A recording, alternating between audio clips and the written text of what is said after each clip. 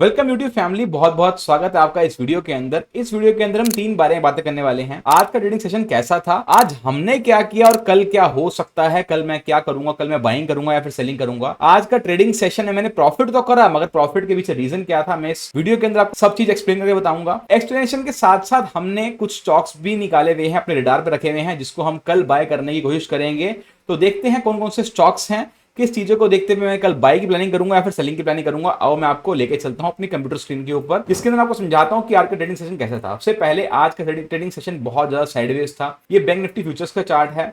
अब निफ्टी का चार्ट देखोगे, निफ्टी का चार्ट में एक बहुत बढ़िया फ्लैग एंड पोल बन रहा है। फ्लैग एंड पोल की आपको पॉसिबिलिटी दिखा देता हूं। फ्लैग एंड पोल की पॉसिबिलिटी कुछ इस तरीके से है, देखो यहाँ पे, ये देखो फ्लैग एंड पोल की पॉसिबिलिटी है जो कि यहाँ चल सकता है। बहुत बढ़िया फ्लैग एंड पोल। अब इसका टारगेट मैं काफी ऊपर तक भी देख सकता हूं, मगर अभी मुझे यहाँ पे एक 100 पॉइंट की रिकवरी चाहिए अपसाइड के लिए, जो मुझे यहाँ पे फ्लैग एंड पोल कंफर्म कराएगी। अब तक एक भी कैंडल यहाँ पावरफुल कैंडल नहीं दिखी है मुझे। आज भी आते जाते हमें टॉप पे क्लोजिंग तो दिखी, मगर यहाँ पे हाई के ऊपर जाए क्लोजिंग नहीं मिली है। तो थोड़ा सा कॉन्फिडेंस मेरा यहाँ पे लो है बीटीएससी के लिए, बाय साइड के लिए। सेकेंडली, मैं बहुत बढ़िया एक पैटर्न देख रहा हूं पहले से ही यहाँ पे फ्लैग एंड पोल का। अब मुझे बड़े टाइम फ्रेम पे दिखाता हूं मैं आपको, बड़े टाइम फ्रेम पे क्या चल रहा है। बड़े टाइम फ्रेम पे यहाँ पे एक यू पैटर्न चल रहा है, जिसकी पॉसिबिलिटी काफी ज्यादा हाई होती है। और साथ में हम यहाँ पे एक बड़े टाइम फ्रेम पे हेड एंड शोल्डर दिख रहे हैं निफ्टी के चार्ट में। सेम एज बैंक निफ्टी के अंदर भी यही बन रहा है, बिल्कुल सेम। मैं आपको पाथ बना के दिखाता हूं। ये देखो, ये एक बना है शोल्डर, ये बना है हेड, और अगेन यहाँ पे शोल्डर का बहुत बढ़िया ब्रेकआउट आया है, जिसकी पॉसिबिलिटी अगेन यहाँ तक जाने की है। और मैं यहाँ पे देख रहा हूँ एक हेड एंड शोल्डर की पॉसिबिलिटी काफी अच्छी है। और जो ये यहाँ पे ब्रेकआउट आया है 2:15 पे 16 मई को, ये हेड एंड शोल्डर का बहुत बढ़िया ब्रेकआउट है 1 आवर के टाइम फ्रेम पे। तो मुझे लगता है कि ये टाइम फ्रेम के हिसाब से, 1 आवर के टाइम फ्रेम के हिसाब से मार्केट ऊपर जाना चाहिए। आज जो हमने प्रॉफिट किया, बिल्कुल सेम यही देखते हुए किया था मैंने। यहाँ पे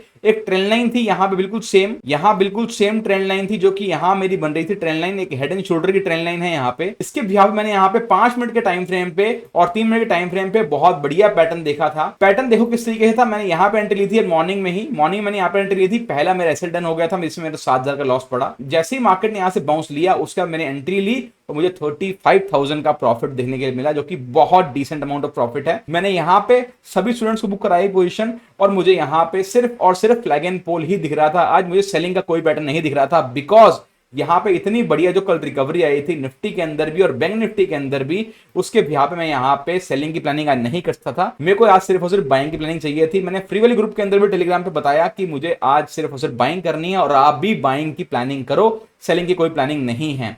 क्योंकि यहाँ पे हाई टाइम फ्रेम पे हेड एंड शोल्डर, छोटे टाइम फ्रेम पे मुझे यहाँ पे फ्लैग एंड पोल, और यहाँ पे मेरे को कहीं पे भी सेलर्स घुसते हुए नहीं दिखाई दे रहे। तो मुझे एक अपसाइड मोमेंटम की पॉसिबिलिटी काफी ज्यादा हाई लग रही थी। और कल के लिए कर सकते हैं हम, अब कल क्या कर सकते हैं, कल देखो यहाँ मुझे एक डब्ल्यू पैटर्न दिखाई दे रहा है। जब से अमित शाह जी ने बोला है कि मार्केट 4 जून से पहले फटेगा, तो यहाँ पे एक अगेन डब्ल्यू की पॉसिबिलिटी दिख रही है। सब बाइंग कर रहे हैं। अगर मुझे यहाँ पे कल क्लोजिंग मिलती है इस एरिया पे, अगर मुझे कल यहाँ पे इस एरिया में क्लोजिंग मिलती है, मार्केट एक बार भी अगर इस लेवल के ऊपर क्लोज करता है 48,200 के ऊपर, तो मैं बाइंग की प्लानिंग कर सकता हूं। कल कोई भी बड़ा प्लेयर एक्टिव नहीं होगा, कल है सैटरडे, कल कोई बड़ा प्लेयर एक्टिव नहीं होगा, मैं पहले से ही बता रहा हूं आपको। तो मैं यहाँ पे सेलिंग की प्लानिंग बिल्कुल नहीं करूंगा। अगर बाइंग की प्लानिंग मिलती है तो कल मैं बाइंग की प्लानिंग करूंगा। सैटरडे को कल मार्केट खुला हुआ है।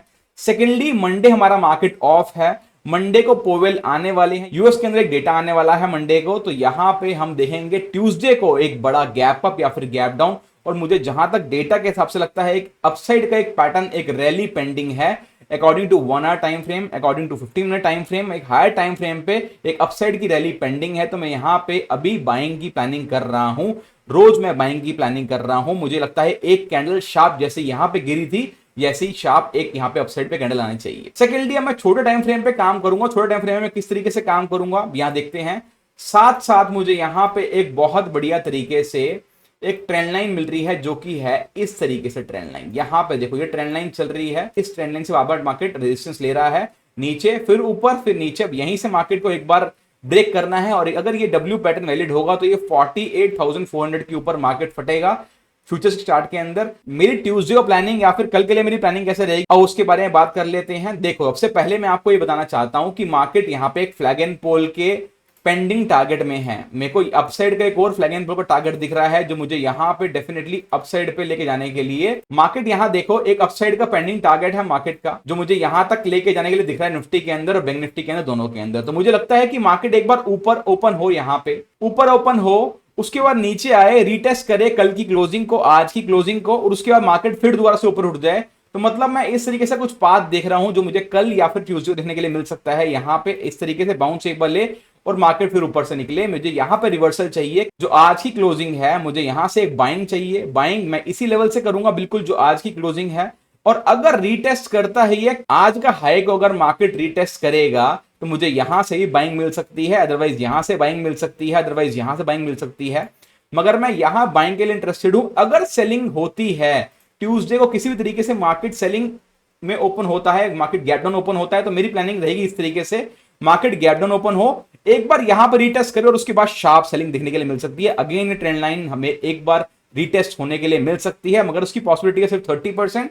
70% अभी टारगेट पेंडिंग है अपसाइड के लिए, तो मुझे लगता है अपसाइड पे एक रैली मिल सकती है हमें, और यही मेरी प्लानिंग है ट्यूसडे के लिए। कल मैं बहुत ज्यादा इंटरेस्टेड नहीं हूं मार्केट में ट्रेड करने के लिए। आज हमने बहुत डिसेंट अमाउंट ऑफ प्रॉफिट कर चुके हैं। हम ब्रेकआउट देखते हुए हमने ट्रेड लिया था निफ्टी का 1 आवर के टाइम फ्रेम पे, एक बहुत बड़ा हेड एंड शोल्डर का पैटर्न है।